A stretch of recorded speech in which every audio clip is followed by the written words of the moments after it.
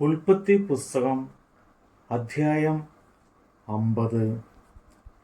അപ്പോൾ യോസഫ് തൻ്റെ അപ്പൻ്റെ മുഖത്ത് വീണ് കരഞ്ഞ് അവനെ ചുംബിച്ചു.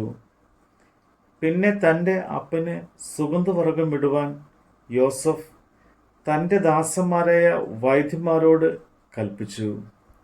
വൈദ്യന്മാർ ഇസ്രയേലിന് സുഗന്ധവർഗം ഇട്ടു. അങ്ങനെ 40 ദിവസം കഴിഞ്ഞു. സുഗന്ധവർഗം ഇടുവാൻ അത്ര ദിവസം വേണ്ടിവരും. മിസ്രൈമ്യർ അവനെക്കുറിച്ച് 70 ദിവസം വിലാപം കഴിച്ചു. അവനായുള്ള വിലാപകാലം കഴിഞ്ഞപ്പോൾ യോസഫ് ഫറവോന്റെ ഗൃഹക്കാരോട് സംസാരിച്ചു. നിങ്ങൾക്ക് എന്നോട് ദയയുണ്ടെങ്കിൽ നിങ്ങൾ ഫറവോനോട്, എൻ്റെ അപ്പൻ ഇതാ ഞാൻ മരിക്കുന്നു, ഞാൻ കനാദേശത്ത് എനിക്ക് വേണ്ടി വെട്ടിയിരിക്കുന്ന കല്ലറയിൽ തന്നെ നീ എന്നെ അടക്കണമെന്ന് പറഞ്ഞ് എന്നെ കൊണ്ട് സത്യം ചെയ്യിച്ചിട്ടുണ്ട്. ആകയാൽ ഞാൻ പോയി എൻ്റെ അപ്പനെ അടക്കി മടങ്ങി വരുവാൻ അനുവാദത്തിന് അപേക്ഷിക്കുന്നു എന്ന് ഉണർത്തിപ്പീൻ എന്ന് പറഞ്ഞു. നിന്റെ അപ്പൻ നിന്നെ കൊണ്ട് സത്യം ചെയ്യിച്ചതുപോലെ നീ പോയി അവനെ അടക്കുക എന്ന് ഫറവോൻ കൽപ്പിച്ചു. അങ്ങനെ യോസഫ് അപ്പനെ അടക്കുവാൻ പോയി. ഫറവോന്റെ ഭൃത്യന്മാരും കോവിലധികാരികളും മിസ്രൈമ്യൻ ദേശത്തിലെ പ്രമാണികളും യോസഫിൻ്റെ കുടുംബമൊക്കെയും അവൻ്റെ സഹോദരന്മാരും ഭവനവും അവനോട് കൂടെ പോയി. തങ്ങളുടെ കുഞ്ഞു കുട്ടികളെയും ആടുമാടുകളെയും മാത്രം അവർ ഗോശേൻ ദേശത്ത് വിട്ടേച്ചുപോയി. രഥങ്ങളും കുതിരയാളുകളും അവനോട് കൂടെ പോയി. അത് അത്രയും വലിയ കൂട്ടമായിരുന്നു. അവർ യോർദാൻ അക്കരെയുള്ള ഗോരേൻ ആദാദിൽ എത്തിയപ്പോൾ അവിടെ വെച്ച് അത്രയും ഗൗരവമായ പ്രലാപം കഴിച്ചു. ഇങ്ങനെ അവൻ 7 ദിവസം തൻ്റെ അപ്പനെക്കുറിച്ച് വിലാപം കഴിച്ചു. ദേശനിവാസികളായ കനാന്യർ ഗോരേൻ ആദാദിലെ വിലാപം കണ്ടിട്ട് ഇത് മിസ്രൈമ്യരുടെ മഹാവിലാപം എന്ന് പറഞ്ഞു. അതുകൊണ്ട് ആ ദേശത്തിന് ആബേൽ മിസ്രയീം എന്ന് പേരായി. അത് ജോർദാൻ അക്കരെ ആകുന്നു. അവൻ കൽപ്പിച്ചതുപോലെ പുത്രന്മാർ അവന് ചെയ്തു. അവൻ്റെ പുത്രന്മാർ അവനെ കനാദേശത്തേക്ക് കൊണ്ടുപോയി. മമ്രയ്ക്ക് സമീപം അബ്രഹാം ഹിത്യനായ എഫ്രോനോട് നിലത്തോടുകൂടെ ശ്മശാന ഭൂമിയായി ജന്മം വാങ്ങിയ മക്പേല എന്ന നിലത്തിലെ ഗുഹയിൽ അവനെ അടക്കം ചെയ്തു. യോസഫ് അപ്പനെ അടക്കിയ ശേഷം അവനും സഹോദരന്മാരും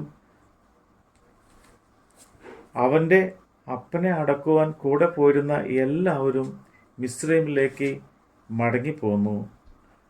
അപ്പൻ മരിച്ചുപോയി എന്ന് യോസഫിൻ്റെ സഹോദരന്മാർ കണ്ടിട്ട്, പക്ഷേ ജോസഫ് നമ്മെ ദുഷിച്ച് നാം അവനോട് ചെയ്ത സകല ദോഷത്തിനും നമ്മോട് പ്രതികാരം ചെയ്യുമെന്ന് പറഞ്ഞു.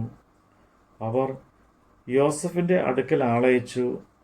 അപ്പൻ മരിക്കും മുമ്പേ നിന്റെ സഹോദരന്മാർ നിന്നോട് ദോഷം ചെയ്തു. അവർ ചെയ്ത അതിക്രമവും പാപവും നീ ക്ഷമിക്കണമെന്ന് യോസഫിനോട് പറവീൻ എന്ന് കൽപ്പിച്ചിരിക്കുന്നു. ആകയാൽ അപ്പൻ്റെ ദൈവത്തിൻ്റെ ദാസന്മാരുടെ ദ്രോഹം ക്ഷമിക്കണമേ എന്ന് പറഞ്ഞു. അവർ യോസഫിനോട് സംസാരിക്കുമ്പോൾ അവൻ കരഞ്ഞു.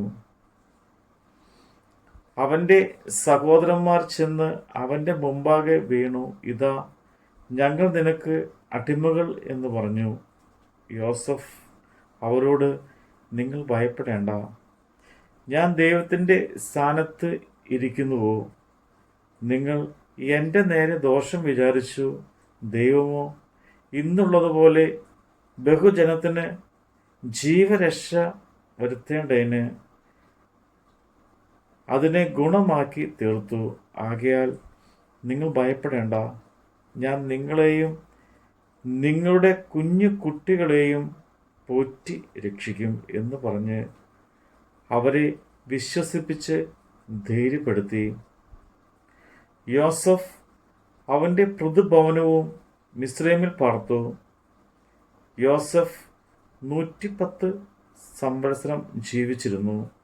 എഫ്രൈമിൻ്റെ 3-ാം തലമുറയിലെ മക്കളെയും കണ്ടു. മനശ്ശെയുടെ മകനായ മാഖരിൻ്റെ മക്കളും ജോസഫിൻ്റെ മടിയിൽ വളർന്നു. അനന്തരം യോസഫ് തൻ്റെ സഹോദരന്മാരോട്, ഞാൻ മരിക്കുന്നു, എന്നാൽ ദൈവം നിങ്ങളെ സന്ദർശിക്കുകയും ഈ ദേശത്ത് നിന്ന് താൻ അബ്രഹാമിനോടും ഇസ്ഹാക്കിനോടും യാക്കോബിനോടും കൂടെ സത്യം ചെയ്ത ദേശത്തേക്ക് കൊണ്ടുപോവുകയും ചെയ്യും എന്ന് പറഞ്ഞു. ദൈവം നിങ്ങളെ സന്ദർശിക്കുമ്പോൾ നിങ്ങൾ എൻ്റെ അസ്ഥികളെ ഇവിടെ നിന്ന് കൊണ്ടുപോകണമെന്ന് പറഞ്ഞു. യോസഫ് ഇസ്രായേൽ മക്കളെ കൊണ്ട് സത്യം ചെയ്യിച്ചു. യോസഫ് 110 വയസ്സുള്ളവനായി മരിച്ചു. അവർ അവന് സുഗന്ധവർഗമിട്ട് അവനെ മിസ്രൈമിൽ ഒരു ശവപ്പെട്ടിയിൽ വെച്ചു. നമ്മുടെ കർത്താവിൻ്റെ വചനമാണ് നമ്മൾ കേട്ടത്.